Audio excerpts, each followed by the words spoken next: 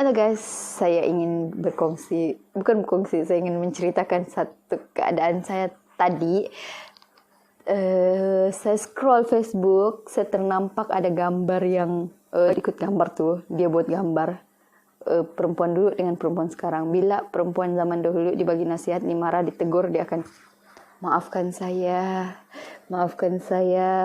terima kasih karena menasihati. Terima kasih karena menegur, saya minta maaf dan saya akan perbaiki diri. Itu zaman dulu. Apa bakal bising sejak sana? Bukan aku minta kau punya beras. Betul. Itu ada satu. Kedua dia kata, kalau bukan aku minta kau, bukan dia aku minta makan kau, bising aja. Kau mau bapak aku tidak pernah tegur aku. Dia akan keluar ayat macam itu. Contoh kalau bukan bapak dia yang tegur lah. Kalau bukan ayatnya akan keluar. Ngurus cok kalau hidup orang, kau urus suruh dihidup sendiri bolehkah? Kubur masing-masing juga. Kau lupa apa? Memanglah kubur masing-masing. Tapi kalau kau mati, kau mandi sendiri, kau kapan sendiri, kau usung jenazah kau sendiri di kuburan, kau gali kubur sendiri, kau tanam mayat kau sendiri, kau pacak sendiri, kau punya batu nisan. Kalau kau rasa kau tidak boleh buat, kau masih perlu orang maksudnya nak.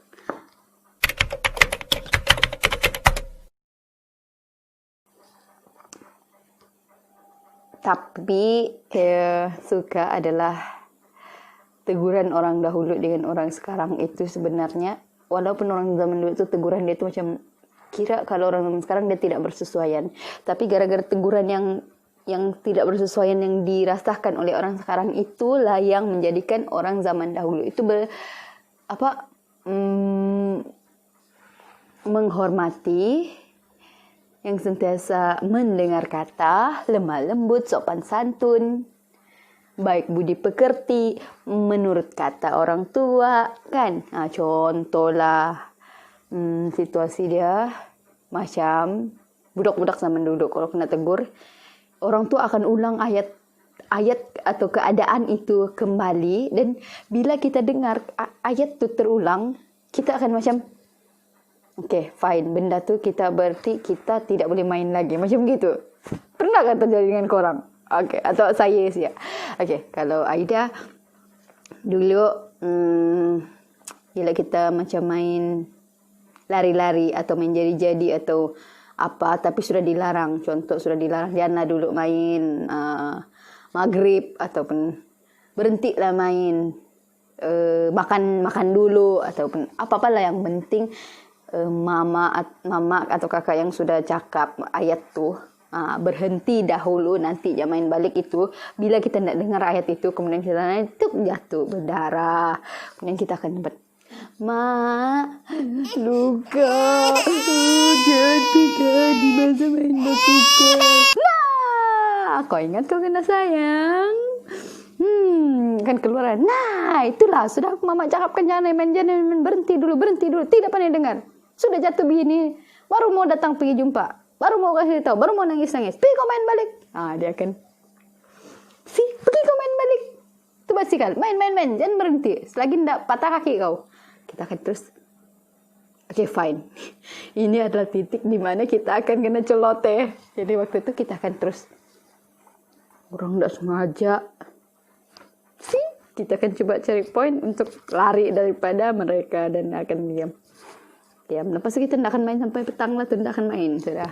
Kalau sudah petang sampai besok dia kita tidak akan main. Sama juga dengan memanjat. Contoh, janganlah kau panjat tuh, turun, jatuh nanti. Masih panjat kan. Janganlah kau panjat tuh, turun, jatuh nanti. Tidak lagi dengar wajahnya. Kau panjat sampai atas terus. Jangan kau turun lagi. Terus turun, otomatis terus turun, duduk diam-diam, sopan santun. Betul tak? Atau saya je? Okay. Mungkin Aida ajak korang kan mungkin alhamdulillah semua baik-baik. Cuma Aida memang zaman budak-budak dulu memang agak sedikit agresif dengan menerokah dunia tu, memang agak sedikit agresif sedikit, okay? Lepas tu yang paling Anda ingat,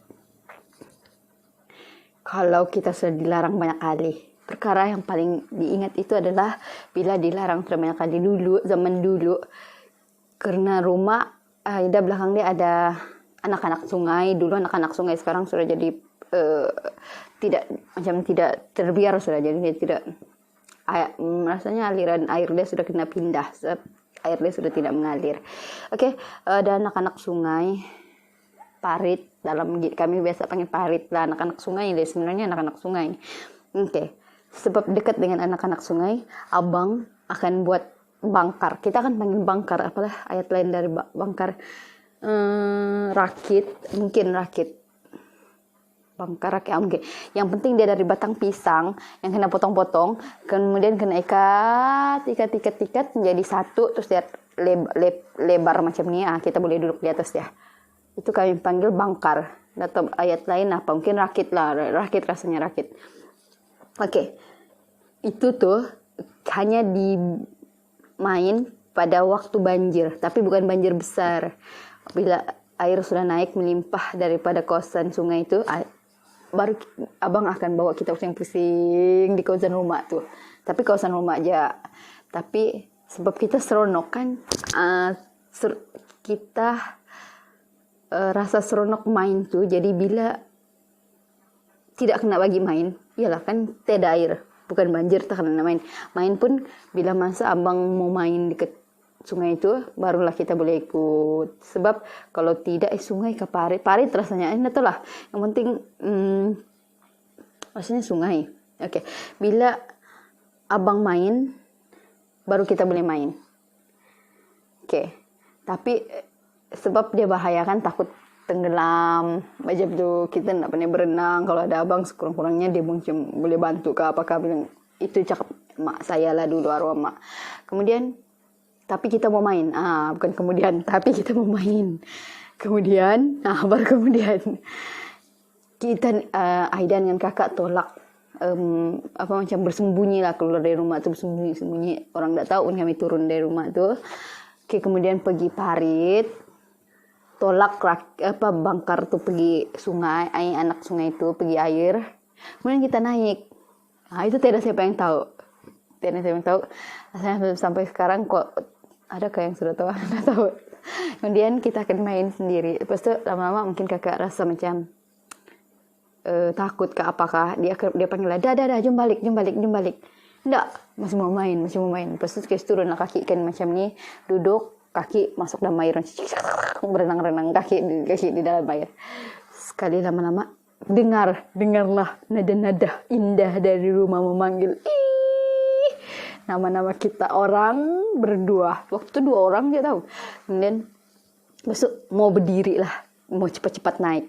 Waktu angkat kaki itu naik di rakit, di bangkar tuh, tiba-tiba melekat lintah. Kau bayangkan itu. Sampai sekarang bekas dia masih ada di kaki. Sebelum itu sudah kena rotan. Zaman dulu kena rotan. Tapi kena rotan lah kita jadi budak yang tidaklah the best, tapi setidaknya tidak masih menghormati orang lain. Masih boleh macam mana? Yang penting gara-gara rutan itulah kita jadi manusia. Saya jadi manusia, saya rasa. Kalau tidak dari dulu sampai sekarang masih lagi boleh tahan dia punya keagresifan. Dia bukan kejajalan, dia bukan juga kenakalan, tapi dia terlalu agresif, terlalu ingin mencuba. Jadi kadang-kadang kita membahayakan diri sendiri. Oke. Waktu naik tuh, sebab takut mama marah, lintah di sini, berarti dia sudah tahu benda tuh dari mana? Mesti dari lupak, mesti daripada apa tuh? Parit tuh. So kita pun cari insentif macam mana turunkan. Waktu itu saya genggam lintah tu macam ni, saya tarik, dia melekat dekat sini. Banyaklah aktiviti guna dia supaya dia terlepas pula dari sebelah ni. Kemudian dia melekat balik di tempat asal.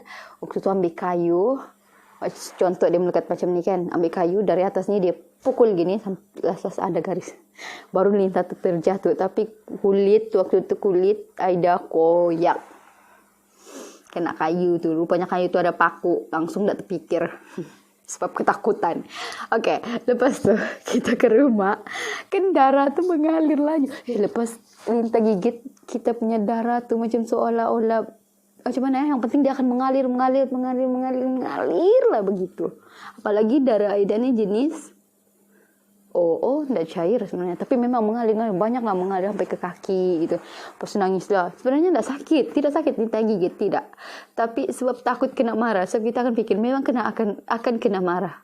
Lepas itu sakit pedih yang terkoyak kulit tuh lagi lah. Tapi dia tidak sesakit yang kita takut tuh. Yang kita takut tuh lebih menyakitkan rasa dia. Lepas itu nak nangis. Tapi kakak pujuk, jangan nangis. Waktu itu, jangan nangis. Kalau nak kedapatan kita main nih. Ini kan tidak boleh main. Oke, so kita tahan nangis tuh. Oke. Enggak lagi. Buka pipe. Sekali mama teriak, kenapa kaki kau itu? Otomatis aku mengaku dengan teriak menangis. Takut kena marah. Tapi itu adalah momen yang aku ingat sampai sekarang ini. Dan itu adalah satu-satu momen dalam hidup aku yang meninggalkan bekas sampai sekarang. Masih ada parut. Sebab bekas kena rutan. Lepas tu kena isap Linta. Lepas tu kena pukul dengan kayu. So benda tu macam bercampur kali kesan dia.